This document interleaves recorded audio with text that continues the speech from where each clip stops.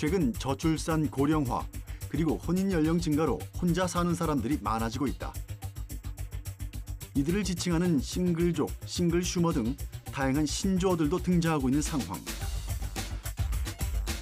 더불어 유통시장에도 이들을 잡기 위한 마케팅이 한창이다. 소용량, 소포장 제품들이 마트를 점령하면서 일코노미라는 새로운 소비 트렌드도 생겨났는데, 일코노미는 이제 1인 가구하고 이코노미의 경제 두 개를 합쳐서 만든 용어인데요. 지금 1인 가구가 굉장히 빠른 속도로 늘어나고 있는 상황입니다. 새로운 소비 트렌드로 인한 문제점들도 생겨나고 있다. 가장 대표적인 것이 포장 용기로 인한 쓰레기 문제. 일코노미 시대, 우리는 어떻게 물건을 사고 또 버려야 할까?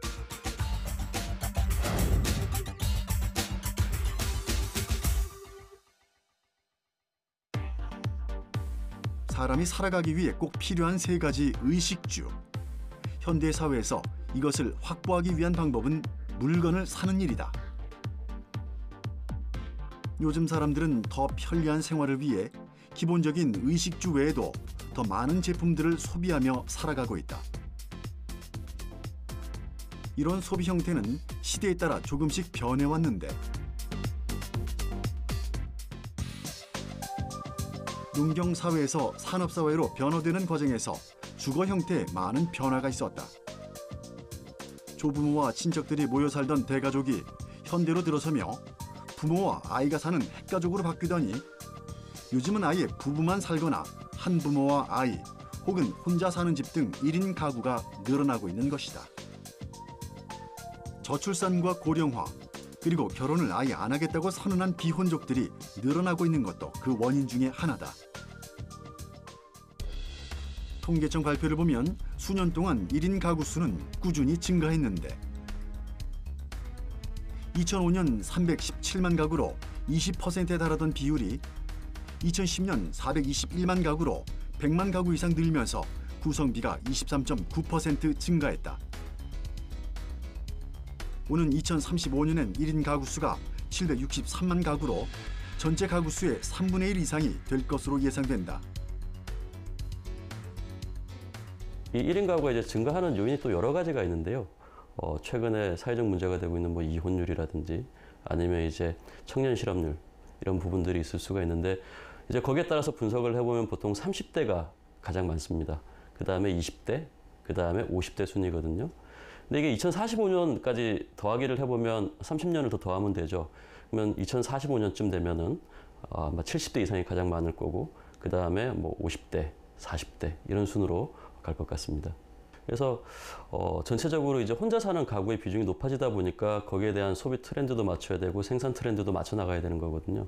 그래서 특히 소비 쪽에 요즘에 이제 초점을 두고 있는 현상인 것 같습니다.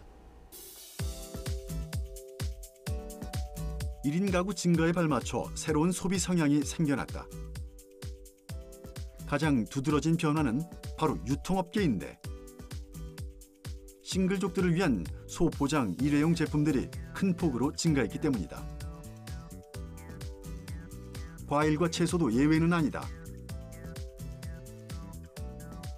음료들을 크기를 줄인 채 새로운 패키지를 선보이고 포장을 풀기만 하면 한 끼를 해결할 수 있는 미니 사이즈 제품들이 큰 인기를 얻고 있다.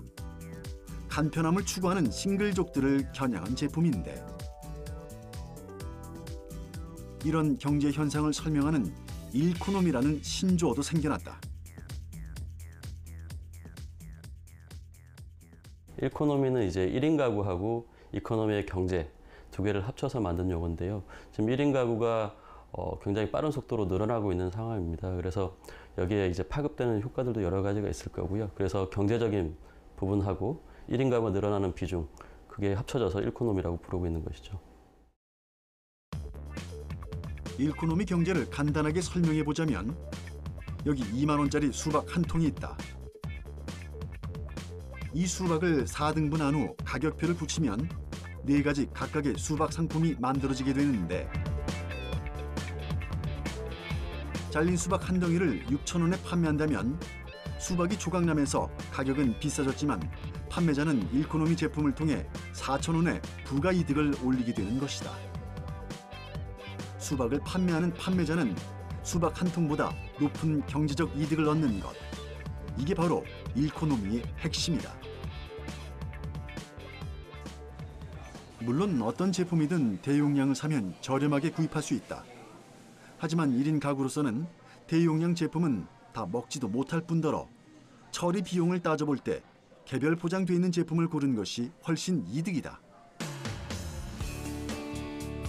최근 가전제품들도 이러한 트렌드 변화에 맞춰 꼭 필요한 기능 위주로 실용성을 높이되 크기는 최소한 제품들을 앞다퉈 내놓고 있다.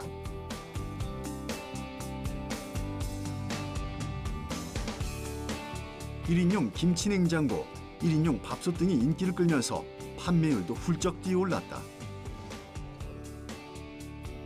가구 역시 자리를 차지하던 큰 가구 대신 1인 혹은 2인이 누릴 수 있는 제품들이 눈에 띈다.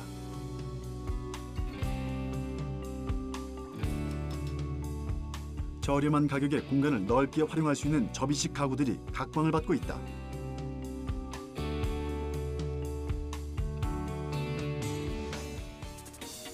한국산업연구원이 발표한 1인 가구 소비 지출 규모는 2010년 60조 원에서 2020년 120조 원으로 10년 만에 2배 정도 늘어날 것으로 전망한다. 특히 2030년엔 194조 원에 달하는데 이는 전체 민간 소비의 20%에 육박하는 수준이다. 이런 현상을 반영하는 신조어들도 다양하게 생겨나고 있는데 혼자 술을 먹는다는 의미의 혼술, 또 혼자 영화 보는 것을 의미하는 혼영도 이제 흔한 말이 됐다. 홀로 밥을 먹는다는 혼밥족들은 더 이상 식당의 넓은 테이블에서 눈치 볼 필요가 없다. 혼자 식사를 하는 사람들을 위해 1인용 테이블이 마련된 식당이 늘어났고 오히려 혼밥족들의 전용 식당마저 등장하고 있다. 우리 사회의 혼밥 현황에 따르면 하루 세 끼를 모두 혼자 먹는 국민의 비율은 9%로 조사됐다. 한 번 이상을 혼자 먹는 경우도 무려 50%가 넘는 것으로 나타났다. 1인 가구의 경우는 세 끼를 혼자 먹는 비율이 52.3%에 달했다. 이는 전체 혼밥 인구의 5배가 넘는 비율이다. 이처럼 혼밥은 이제 우리 일상에서 흔히 볼 수 있는 자연스러운 풍경이 됐다. 장기 불황을 겪고 있는 이웃나라 일본의 경우는 우리보다 일찍 1인 가구 증가 현상을 겪어왔다. 그 결과 이들을 위한 맞춤형 주택, 일명 땅콩 주택들이 등장했고 인기를 끌어왔다. 또한 극장이나 영화관, 또 노래방도 혼자 즐길 수 있도록 변화해왔다. 가족 구성원이 없어도 일상생활이나 여가생활을 하는데 불편함이 없도록 사회 분위기가 조성된 것이다.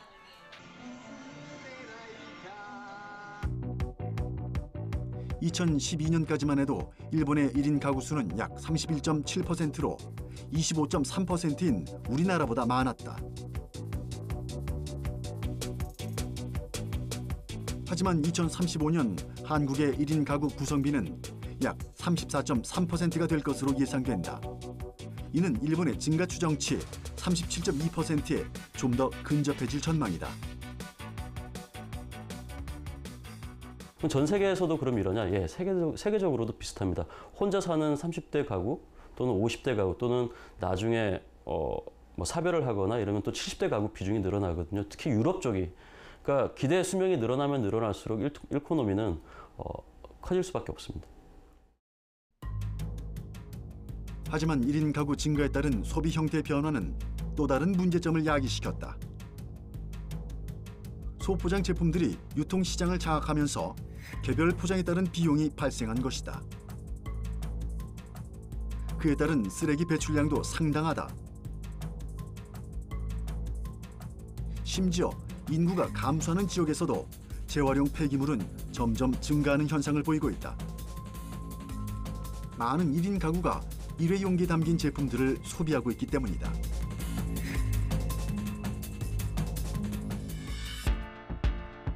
일회용품 사용 증가가 자원을 낭비하고 환경을 훼손시킬 수 있다는 지적이 나오는 가운데 일코노미에 대안이 될 만한 경제 트렌드가 주목받고 있다. 바로 공유 경제다. 차량 공유 서비스인 우버와 숙박 공유 서비스 에어비앤비를 시작으로 전 세계를 강타하고 있는 공유 경제. 정보통신 기술의 발전도 이 공유 경제 활성화에 기여를 했다. 공유 경제는 2008년 하버드대 교수 로렌스 레식에 의해 정립된 개념으로 나의 자산을 내가 안 쓰는 동안 남에게 쓰게 해주고 거기에 대한 대가를 지불받는 것을 의미한다. 그전에는 이제 재화를 소비하려면 소유를 이제 전제로 해서 이렇게 물건을 사용했는데요. 이제는 물건을 소유하는 것이 아니라 나눔을 통해서 경제적 이득과 사회적 가치를 창출하는 것이라고 할 수 있습니다.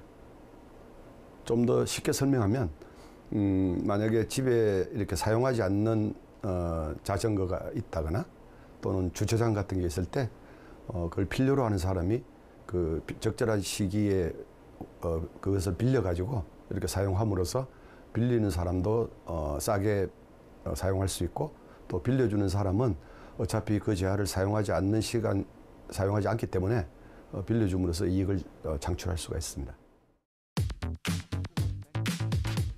아시아에서 공유경제 선두주자를 꼽으라면 단연 이웃나라 중국이다. QR코드를 바탕으로 공유경제가 급성장하고 있는데 이들은 일상 속에 필요한 많은 물건들을 공유경제를 통해 마련한다. 하루에 한 번 사용하는 세탁기 같은 가전제품부터 비 오는 날 필수품인 우산은 굳이 구매하지 않아도 된다. 타인이 사용하던 것들을 비가 올 때만 대여하는 형식으로 이용할 수 있기 때문이다. 공유하되 소유하지 않는다는 무소유 정신이 중국의 시장을 장악하고 있다.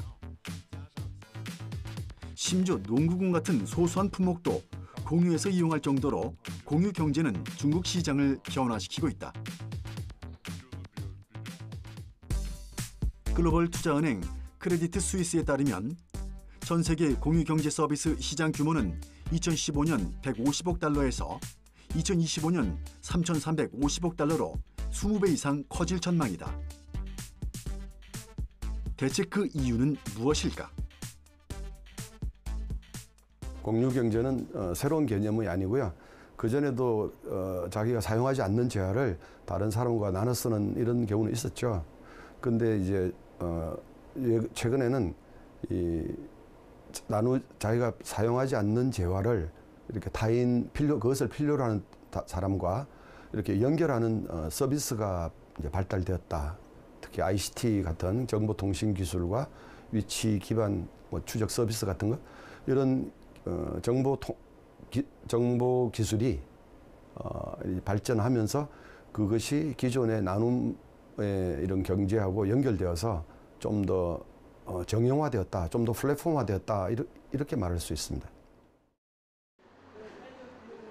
현재 우리나라에서도 다양한 분야에서 공유 경제 서비스가 이루어지는 중이다.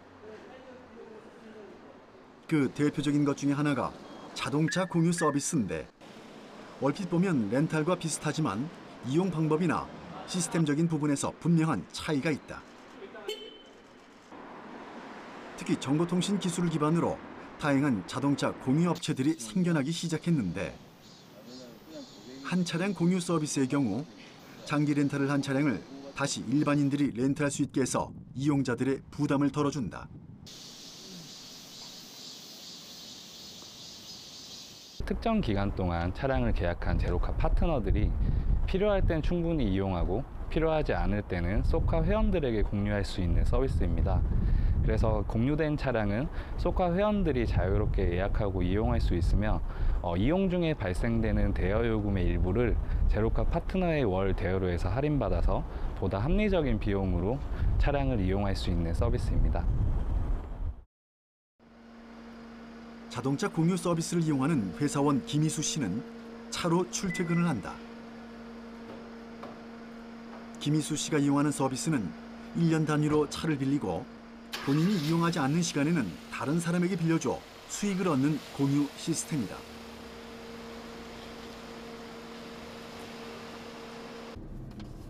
업체가 마련한 공유 플랫폼을 통해 자동차를 이용하고자 하는 사람들과 쉽게 자동차 이용 정보를 주고받을 수 있다.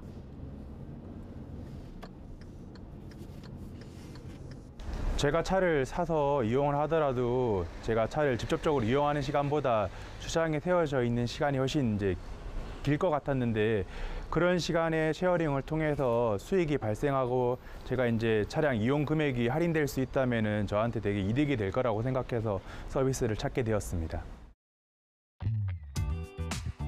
쉽게 말하면 렌트카를 공유해서 벌어들인 수익으로 장기 렌트비를 충당하는 식이다. 주차 후 자신이 안 쓰는 시간을 설정한 뒤 공유 플랫폼, 즉 앱을 통해 차량을 공유하겠다고 알림을 띄운다.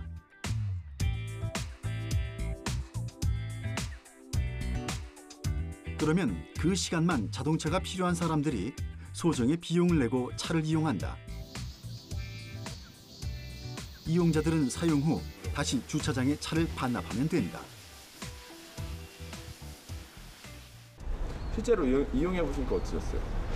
네, 처음에 첫 달에는 아무래도 이제 사람들이 저 차 위치라든지 이런 걸 파악하는 데 시간이 걸려서 할인 금액이 좀 적었는데, 이제 어느 정도 시간이 지나고 하니까 뭐 한 달에 한 15만 원에서 20만 원 정도의 할인 금액이 발생해서 제가 매달 내는 이용 금액에서 그만큼이 할인돼서 훨씬 저렴하게 차량을 이용하게 됐습니다. 대학생이라 주머니 사정이 넉넉치 않은 박원규 씨 역시 차량 공유 서비스를 통해 보다 저렴한 가격으로 자동차를 이용하고 있다. 다른 사람과 공유하는 차이기에 청소를 자주 해야 한다는 번거로움은 있지만 자동차 유지비를 생각하면 이런 수고쯤은 아무것도 아니다. 박원규 씨는 지난 5월과 6월에 단 한 푼도 내지 않고 이 차량을 유지할 수 있었다고 한다. 1, 2월에는 크게 할인받지 못했고 그냥 한 10만 원에서 20만 원 정도 할인을 받게 되어서 20만 원, 30만 원 정도 납부를 해왔고요. 2월 같은 경우에는 날짜가 적다 보니까 한 40만 원대까지 납부를 했었는데요. 비용을 걱정했다 보니까 근데 이게 5, 6월쯤이 되어서는 주변에 이용하시는 소친분들이 많이 계시고, 그러다 보니 그 단골도 생기고 5, 6월에는 그래서 할인율이 100%, 그러니까 제가 납부해야 하는 돈이 0원이 되는 5, 6월을 경험하고 있습니다. 민간 업체뿐만 아니라 정부나 지자체에서 주도를 하는 공유 경제 서비스도 점점 다양해지고 있다. 그 대표적인 것이 서울 시내 곳곳에서 만날 수 있는 자전거 따릉이다. 정보통신 기술을 기반으로 많은 사람들이 자전거를 소유하지 않아도 필요할 때 이용이 가능하다.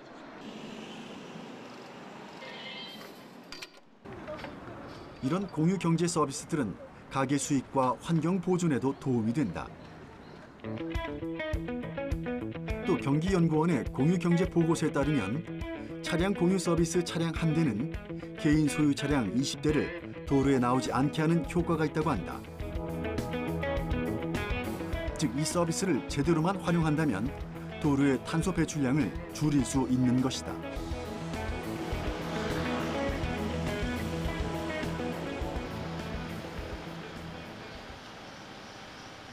또 다른 공유 서비스가 있다고 해서 찾아간 곳은 경기도 수원. 건물 내부에는 조금 생소한 도서관이 자리를 잡고 있다. 과연 어떤 사람들이 어떻게 이용하는 곳일까? 내부로 들어갔더니 다양한 종류의 공구들이 방문객들의 시야에 들어온다.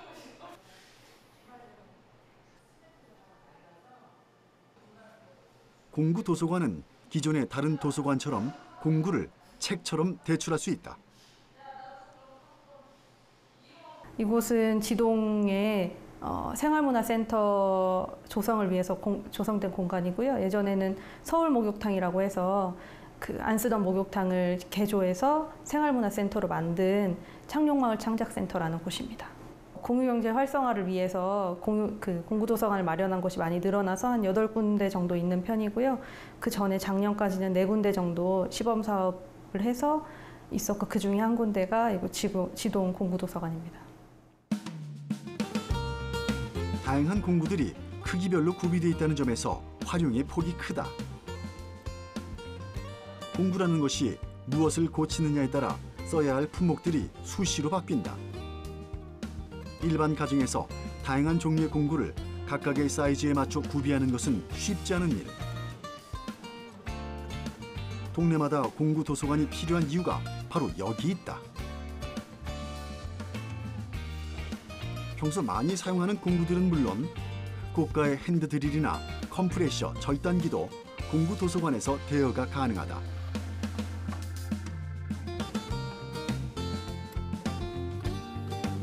많은 사람들이 이용하지만 철저한 관리를 통해 대여가 이루어지기 때문에 기계 상태도 양호한 편이다.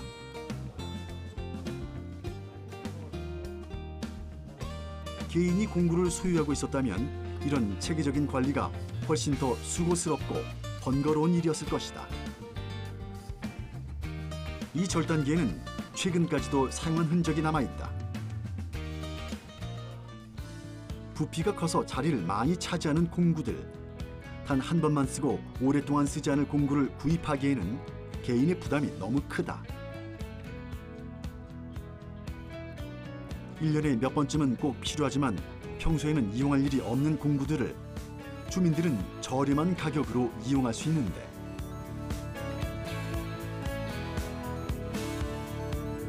사용법도 배워갈 수 있다는 것이 공구 도서관이 가지는 또 하나의 장점 중 하나다.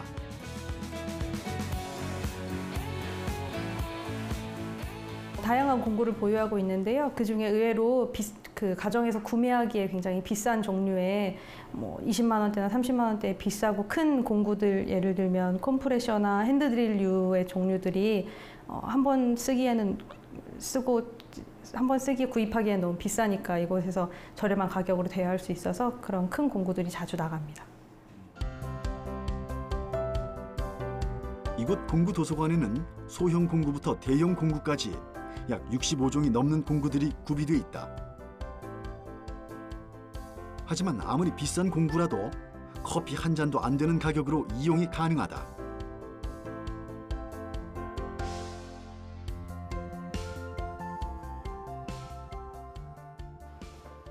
지역 주민들의 반응도 좋은 편인데 최근 들어 소문을 듣고 공구를 빌리러 오는 주민들이 늘고 있다. 이거 어디에다 사용하실 거예요? 뭐 이렇게 뚫을 거예요. 아 그래요? 그러면 네, 공구 조금 센 걸로 가지고 가셔야 전력이 될 좀 것 세야 같아요. 된다고 그러더라고요. 네네. 이거는 그리고 여기에 신청서 있어요. 공구를 빌릴 때는 도서관처럼 간단한 개인 정보가 담긴 대여 신청서만 작성하면 절차가 마무리된다.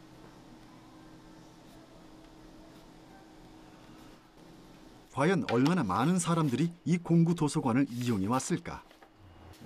요번 주는 일주일에 한 5분 정도 빌려 가셨고요. 6월 달에는 한 25명 이상 빌려 가시고 1월부터 한 6월 달까지는 100분 정도 빌려 가셨어요. 6월 달 같은 경우는 제일 많이 빌려 갔던 것 같아요. 날씨도 좋고 하실 일들이 많으신가 봐요. 고칠 일들 아니면 손볼 일들이 많으셔가지고 많이 대여해 가신 것 같아요. 그럼 뭐 주로 많이 가져가세요? 주로 많이 빌려 가시는 거는요.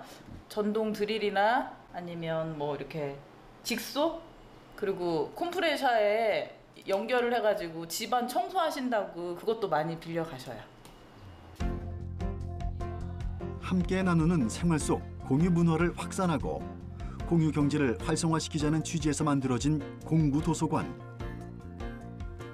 이렇게 공유의 개념은 일상 속으로 점점 확대되고 있다. 아무래도 소비자들이 좀 더 합리적으로 행동하기 함에 따라 그전 같으면 그냥 물건을 사놓고 쓰는 식이었는데 이제는 꼭 사도 되지 않은 물건이면 이렇게 빌려 쓰는 게 낫지 않을까 이런 것도 있고요. 또 사서 쓸 수가 없는 재화도 있죠. 예를 들면 일본이 대표적인데요. 일본 같은 경우에는 주차장이 없으면 차를 살 수가 없습니다. 그러면 이제 어떤 사람이 차를 사기 위해서 주차장을 미리 준비했다고 했을 때 막상 이제 그 주차장을 준비해서 주차장을 마련해서 차를 샀는데 자기는 직장에 간단 말이죠. 그러면 낮에는 그 주차장이 비어 있고 상당히 돈을 들여서 주차장을 확보했음에도 불구하고 사용을 못 하고 있는 것이죠. 그럼 서로 쓰지 않는 재화를 빌려줌으로써 이득이 생기고 또 이렇게 공영 주차장 같은 요금을 내는 것보다 개인적으로 빌려 쓰는 것이 저렴하기 때문에 서로 윈윈하는 서비스라고 할 수 있습니다.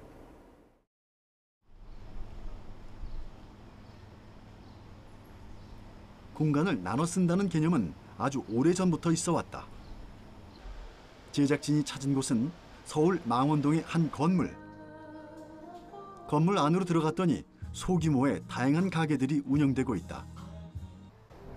매달 자체 추천 도서를 진열한다는 작은 서점에서부터 디자이너가 차렸다는 꽃집은 이 건물을 찾은 사람들에게 다양한 볼거리를 제공해 주는데,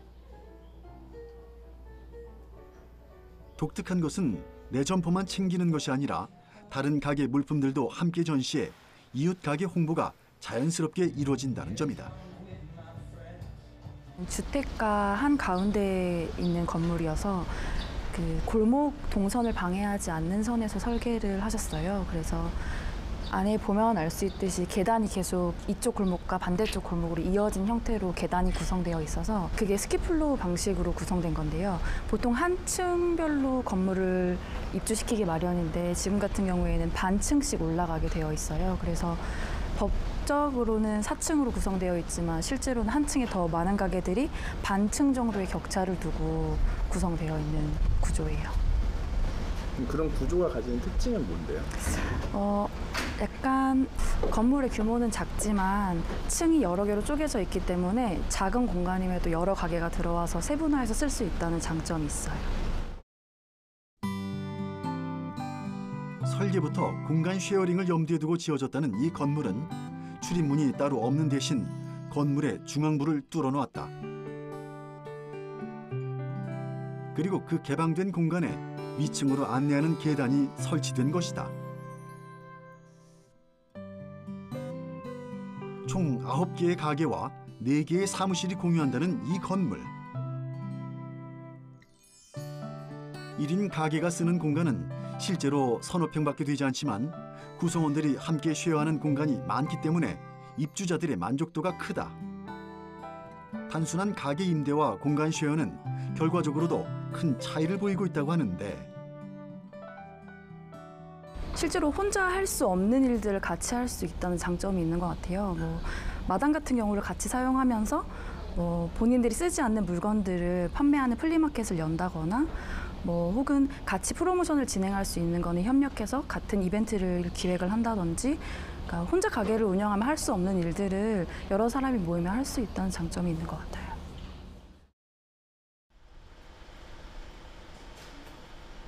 이 건물 반지하에 위치한 식당.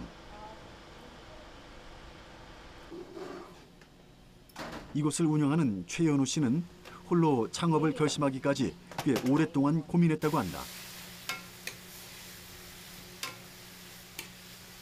작은 공간을 렌트하는데 비용도 만만치 않고 과연 혼자서 그 많은 일들을 해낼 수 있을까 걱정이 됐기 때문이다.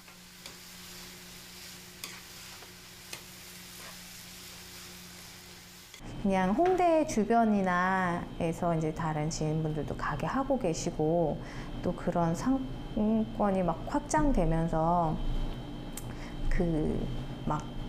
뭐라 그래야 되나, 집세 오르고 가게세 오르고 막 이래가지고 힘들어하는 걸 너무 많이 봐와서 사실은 제 가게를 하는 걸 굉장히 주저했었어요. 여기는 계약 조건이 5년 동안 월세가 고정 임대예요. 그래서 5년을 생각한다면 그렇게 비싸다고 생각은 안 하고요. 또 5년 동안 제가 이제 어떤 자리를 잡고 성장해가는 데 있어서 편하게 장사를 할 수 있다는 게 가장 큰 장점이라고 생각해요.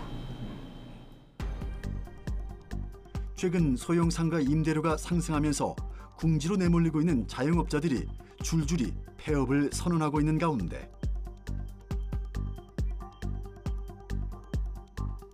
공간이나 점포 쉐어링은 그런 문제를 해결할 대안으로 떠오르고 있다. 알게 모르게 환경을 오염시키는 것 중에 하나는 바로 의류 쓰레기다. 패스트 패션이 시장을 휩쓴 가운데 한 계절만 입고 버려지는 옷들이 점점 늘어나는데 의류는 제작 과정은 물론 폐기물 처리 과정에서도 상당한 비용이 발생한다. 그 과정에서 환경 오염 물질이 발생하는 것도 문제로 지적되고 있다. 이런 문제를 해결하는 공유 경제 서비스가 있다고 해서 제작진이 찾아간 곳은 서울시 화양동. 건물 안으로 들어가자 많은 사람들이 순서를 기다리고 있었는데 이유는 자신의 정확한 신체 사이즈를 측정하기 위해서다. 내부에 마련된 룸에는 다양한 정장들이 구비되어 있는데 신체 치수를 정확히 측정한 사람들은 용도에 따라서 이곳에 있는 정장을 대여할 수 있다. 면접을 앞둔 취업 준비생이나 행사에 참석해야 하는 사람들의 고민 해결을 위해 만들었다는 의류 공유 서비스. 많은 사람들이 호응을 얻고 있다는데 네, 여기는 저희가 수트 라이브러리라고 부르는 곳인데요. 저희 기증받은 정장들이 다 깨끗이 수선되고 관리되어서 이제 대여되려고 기다리고 있는 그런 수트를 보관하는 곳입니다. 몇 종 정도의 수트가 있는 건가요? 아마 정확하게 몇 벌인지 말씀 못 드리는데 대략적으로 한 1,500벌에서 2,000벌 정도 정장이 있어요. 구두나 벨트 같은 경우도 전부 다 기증을 해주신 것들이고요. 구두를 만드는 회사에서 기증을 해주시기도 하고, 이제 집에 있는 벨트인데 좀 허리 사이즈가 안 맞아져서 기증을 해주시기도 하고, 다 기증받은 품목들입니다. 자켓이나 바지, 스커트는 10,000원에 블라우스와 셔츠, 구두는 5,000원 정도면 대여할 수 있다. 즉 머리부터 발끝까지 단정한 정장 차림을 하는데 3만 원에서 4만 원 정도의 비용이 들어가는 셈이다.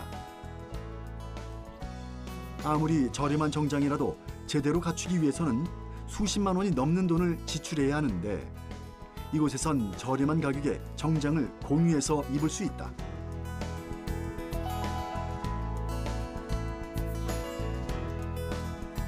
이런 합리적인 가격이 마련될 수 있는 이유는 이 정장들이 기증받은 옷이기 때문이다. 그렇다면 혹시 헌옷이라고 꺼려하는 사람들은 없을까? 일단 저희 기증해 주시는 분들이 이걸 버릴 옷이라서 여기에 주시는 게 아니고 대부분 이제 후배들, 청년들이 좀 잘 입었으면 해서 보내주시는 옷들이라서 상태는 뭐 거의 그냥 새 옷과 다름없이 좋은 상태라고 보시면 되고요. 저희도 이제 기증받은 옷을 굉장히 아주 좀 깐깐하게 선별을 하는 편이에요. 그래서 뭐 스타일이라든지 옷의 상태라든지 이런 부분에서 뭐 바로 면접에 입고 가셔도 아주 당당하게 입으실 수 있는 그런 상태 좋은 옷들만 사용을 하고 있습니다. 기증받은 옷들은 전문 옷장지기들에 의해 철저하게 관리된다.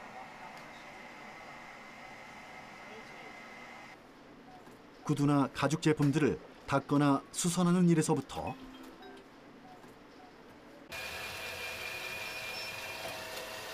옷을 세척하고 깔끔하게 다림질하는 작업이 전문 기구들을 통해 이루어진다. 헌옷이고 빌려 입은 옷이라고 해도 늘 자신의 옷장에서 새 옷을 꺼낸 듯 깔끔하게 입을 수 있다는 것이 가장 큰 장점이다. 저희가 이제 반납이 들어온 의류를 넣어서 스타일러에서 관리를 하고 있고요. 스타일러는 이제 잔주름이나 이런 냄새나 1차적으로 관리를 하고 저희가 큰 주름이나 이런 건 다림질하고 뭐 쉽게 지워지지 않는 오염이 있는 의류는 저희가 세탁을 따로 보내서 관리를 하고 있어요. 옷을 빌려가는 사람들의 신체 치수에 맞게 옷을 수선하고 관리해주니 맞춤 양복점 부럽지 않은 서비스까지 받아볼 수 있다.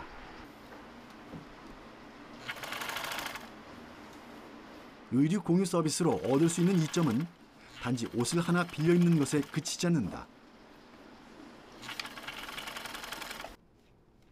독특하게도 이곳에는 옷을 기증하는 사람들이 종종 손편지를 보내온다고 한다.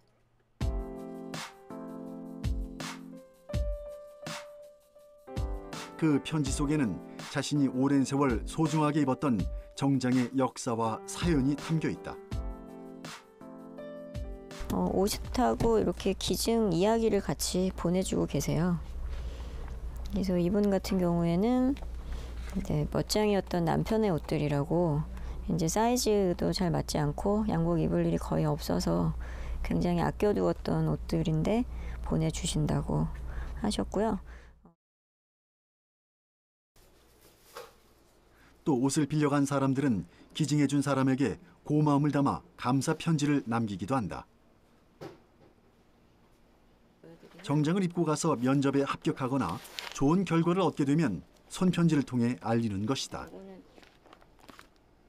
전에는 존재조차 알지 못했던 두 사람이 옷 한 벌을 공유함으로써 마음을 나누게 되는 것이다.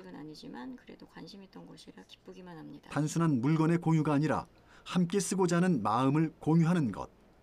김소령 대표는 그것이 공유경제의 진정성이라고 믿고 있다. 사실 제가 공유경제에 처음에 매력을 느꼈던 거는 이게 물건이라는 게 어떤 온도가 있는 게 아니잖아요.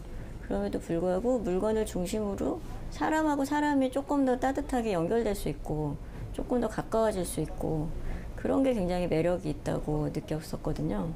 근데 이제 요즘 사실은 공유경제 하면은 굉장히 큰 대기업들을 주로 많이 아시고 대부분 이제 그러다 보니까 그런 어떤 좀 따뜻함이 조금 사라진 게 아쉬운 면이기도 한 것 같아요. 그래서 어찌 보면은 뭐 이렇게 꼭 대기업에서 하는 어떤 비즈니스가 아니더라도 어찌 보면 이렇게 정말 가까운 지역에서 그냥 내 물건을 누군가와 나눠서 쓸 수 있고 그걸 통해서 뭔가 조금이라도 서로 뭐 작은 행복을 좀 나눌 수 있고 그렇다고 하면은 그게 가장 좀 아름다운 공유경제가 아닌가 그렇게 생각을 합니다. 1인 가족이 증가하면서 맞이하게 된 일코노미 시대. 그 과정에서 발생되는 어쩔 수 없는 문제점들이 있다. 대안을 찾는 과정에서 발견하게 된 공유경제. 실속 있는 소비를 원하는 사람들에게 좋은 반응을 얻으면서 사회 전반으로 확산되고 있다. 1인 가구가 가질 수 있는 존재의 외로움을 해소하는 것은 물론 경제 활성화에 대한 기대도 크다. 공유경제는 우리나라의 그 소비나 이런 경제 활성화에 돌파구가 될 수 있습니다. 우리나라는 전체적으로 아직까지 서비스업 비중이 좀 제조업에 비해서 조금 떨어져 있는데요. 서비스업을 활성화시키는 하나의 방법이 될 수 있겠죠. 그런 점에서 제도의 정비가 필요하고 그 이해 당사자들이 모여서 협의하고 정부가 그 전체를 관리하는 또 어떤 법과 제도를 갖추는 것이 필요합니다. 서비스업의 활성화가 돌파구다라고 알려져 있습니다. 이 공유경제가 잘 활성화되면 서비스 부분이 더 활성화되기 때문에 우리나라 경제 성장에 크게 도움이 될 것이라고 생각합니다. 아무리 1인 가구가 늘고 있다고 해도 사람은 홀로서는 살 수 없는 존재다. 가족의 구성원으로 음식과 공간을 공유하면서 만들어지던 연대는 이제 많이 사라졌다. 하지만 현대인들은 이제 다른 방식의 공유를 통해 더 큰 연대를 만들어가고 있다. 일코노미를 넘어선 공유 경제 시대. 현명한 소비의 대안이 되기를 기대해본다.